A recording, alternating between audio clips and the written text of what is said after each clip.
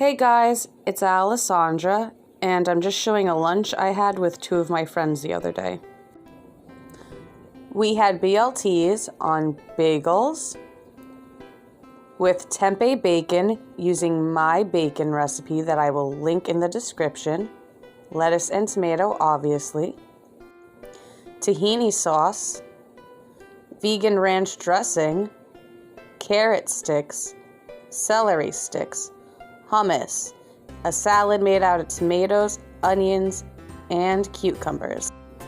In the background, you can see my friend's daughter's peanut butter and jelly sandwich, also vegan. And you could see her cute mug for iced tea. We have brunch, breakfast, or lunch about once a week, which is good news for you guys because you'll get to see a lot of these videos. And for my newer subscribers, yes, I will still make cat videos.